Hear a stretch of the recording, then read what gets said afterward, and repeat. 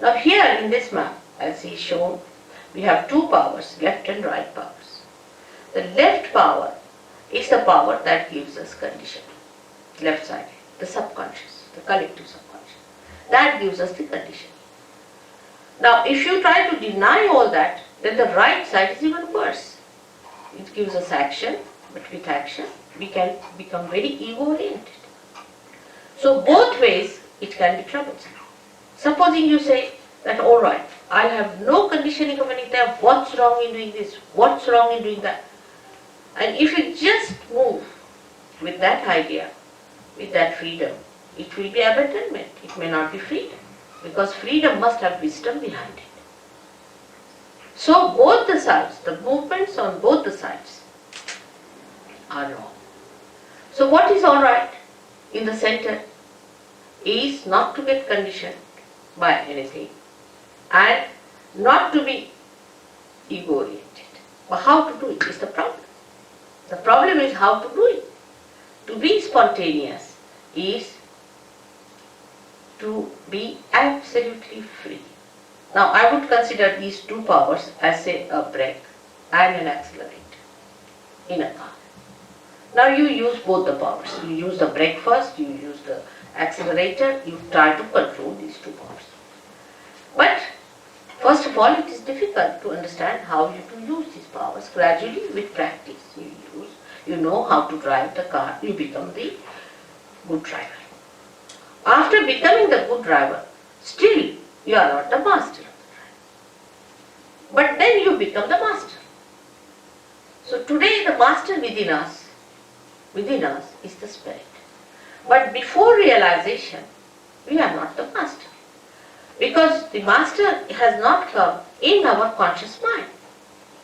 It is not expressing in our conscious mind, in the sense that we are not empowered by its powers. The spirit exists, it has its own powers, but we haven't felt those powers within us. Once we feel the powers of the spirit, we are empowered by our own powers which are there.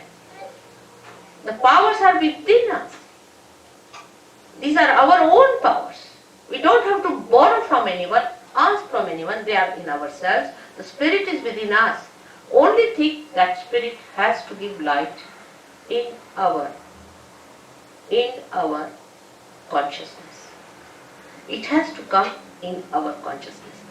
In simple medical terminology, we can say that the spirit must manifest itself in our central nervous system. In our central nervous system. So that we should know what we are doing. Not that we start just jumping on the chair, or some people said, oh, you just start doing it. It is hypnosis. It's not correct. You are not in conscious mind. You are doing it out of hypnosis. Hypnosis may be coming from outside force. It's not your force, your awareness, your understanding, your power. It is somebody else's, because you are not doing it. As matter has a power to overpower us, in the same way, there are some material things, I should say, which are very dangerous, which are placed. For example, now cancer. Take cancer. Cancer overpowers. It's a very serious thing. Cancer overpowers you. You cannot overpower cancer. Take a very concrete example. Now, how is it caused? Doctor says this way, that way. Sahaja Yoga can cure cancer, definitely 100%. It can cure. It has cured. Many Sahaja Yogis have cured cancer. How? It's very simple. That you become master of yourself, and you master the disease also. You master everything. Because the master is within you. It has not come in your conscious mind. It's the only link is left. And when that happens, yoga takes place, union takes place. We should now completely keep ourselves limited to self-realization. About God, I'll tell you next time. Self-realization means to bring your spirit into your conscious mind. Now, how cancer is caused? Let's see here. What happened? It is caused by left-sided activity. Now, left-sided activities are emotional traumas, emotional problems, emotional upheavals, emotional insecurities. Any kind of insecurity can take you to the left side.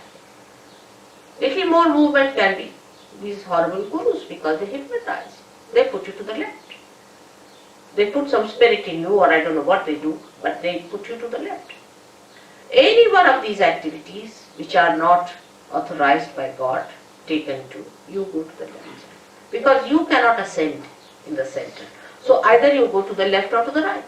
When you overdo these things, it's like black magic. You have another thing here I've heard. Some sort of a organization had. And the fellow, you see, he used to, everything he saw moving in the house, he kept to Sahaja and his water jug was moving there and this was moving there, and he couldn't explain what was happening in his room. He was sitting down and he found something moving from here to here. It happens. What is that? What is that doing this kind of a thing which you cannot control? Again we come to the same.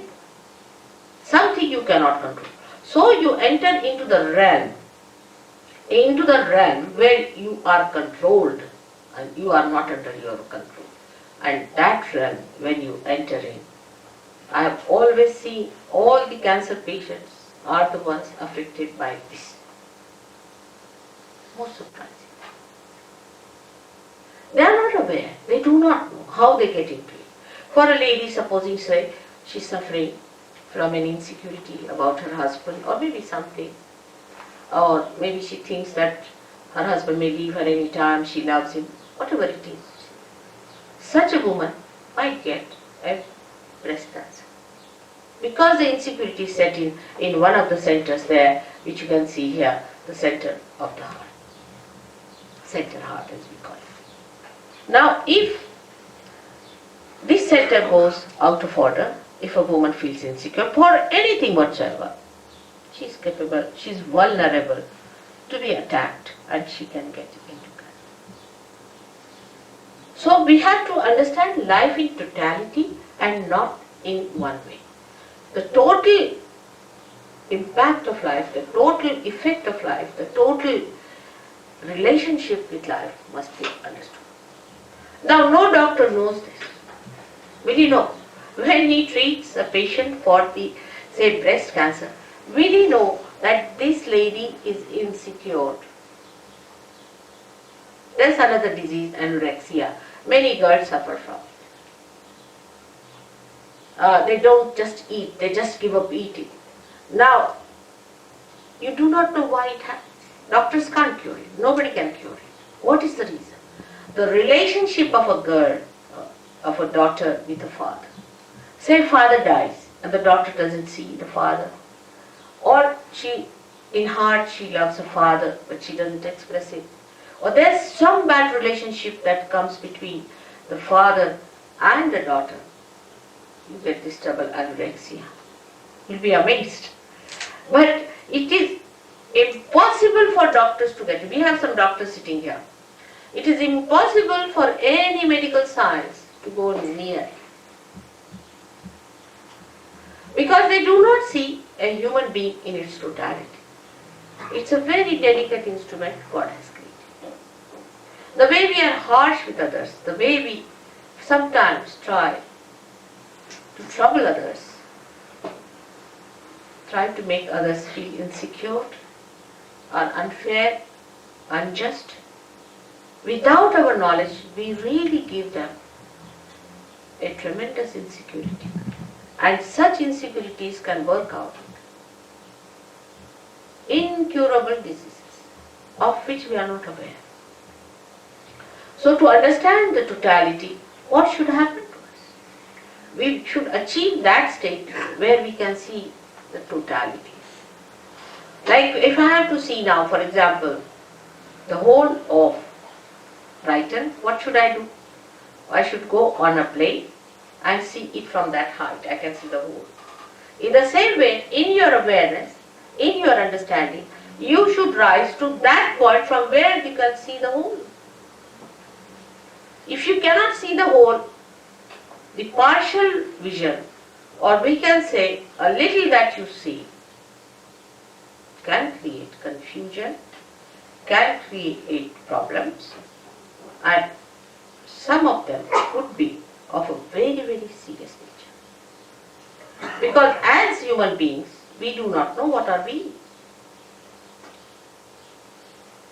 This is the greatest problem of human beings, that they say, I don't like it. Now which one is this I? Is that your spirit or is that your ego? What is the part that is not liking you? Or is it your conditioning because you are brought up in a particular way so you don't like this? Which part of you is not liking it? And you will be amazed that it is not your spirit. Because if spirit likes, how will you know? It's only through your vibrations. When you can feel the vibrations, then only you will say, yes, my spirit likes it, because the vibrations are emitted. So we are still in a transition state as human beings. We have not achieved that state which is called as the state of self-realization, where you become the spirit. The becoming is the point. When you become the spirit, you know what you like. You really know what you really like.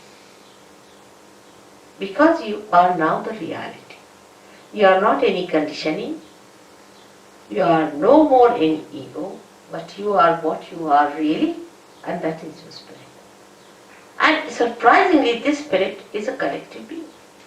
It's no artificial collectivity within us. That also, all right, we belong to all Brighton, so we are one, or we belong to one street, so we are one. It's not like that. But it's something that you are, absolutely, you are a collective being.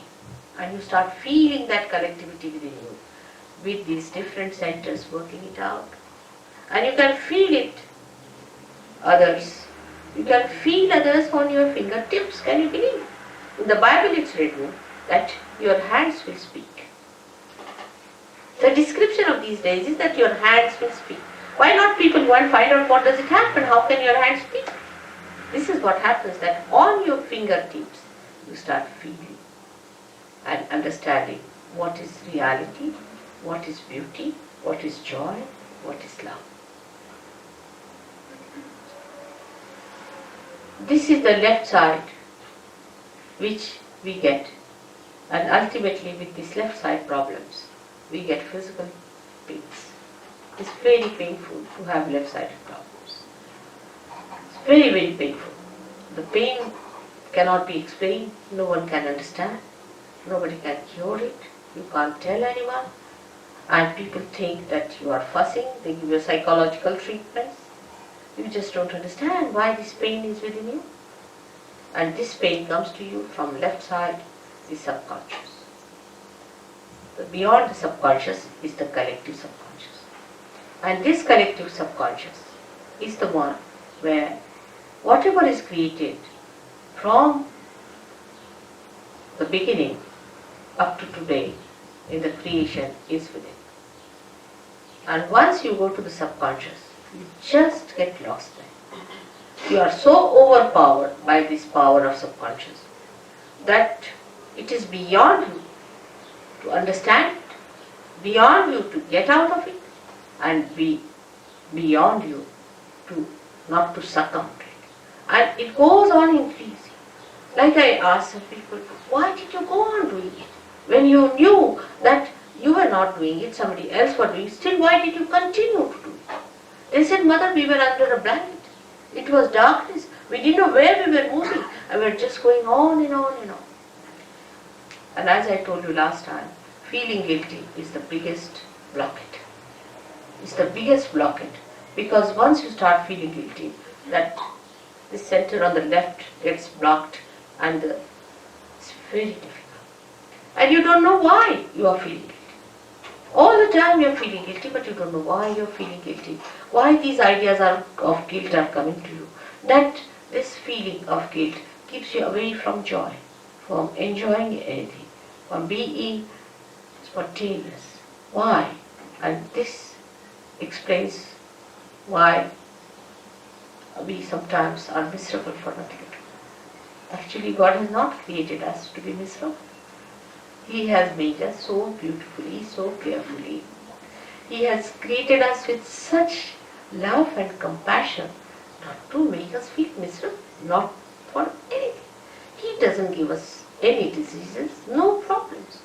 But we have done these things to ourselves by going to extremes on the left or the right.